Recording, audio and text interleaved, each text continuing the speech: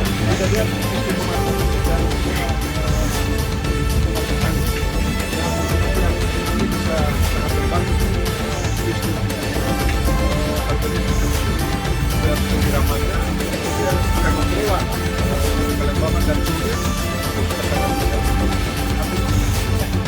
cepat gitu sehingga beli yang berkualitas di bawah merah dan sampai tahu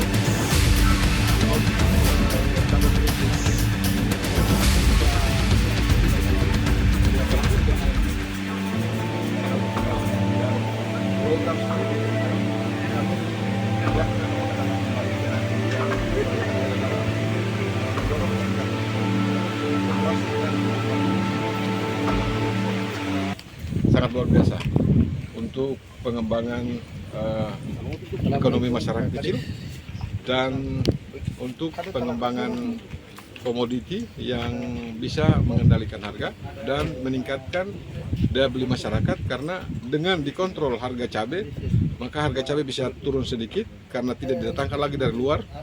Dengan demikian pendapatan masyarakat yang tadinya diarahkan untuk membeli cabai bisa diarahkan untuk membeli komoditi yang lain maupun bawang merah. Nah, ini gerakan menanam yang dilakukan di Kabupaten Maluku Tengah bersama dengan pemerintah provinsi di Kabupaten Maluku Tengah.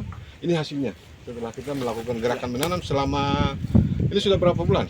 3 bulan ini. Jadi kita sudah melakukan gerakan menanam selama 3 bulan dan hasilnya seperti ini.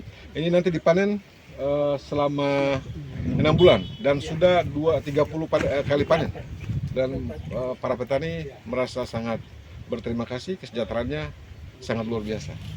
Ini program yang akan kita replikasi terus melalui kerjasama dengan pemerintah Provinsi Maluku dan sektor swasta, terutama BUMN dan BUMD, yang saat ini sudah berjalan kerjasama antara pemerintah Provinsi Maluku, pemerintah Kabupaten Maluku Tengah dengan Bank Indonesia untuk pengembangan digital farming.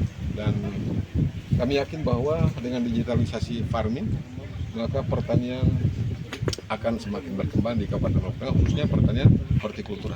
Demikian, terima kasih.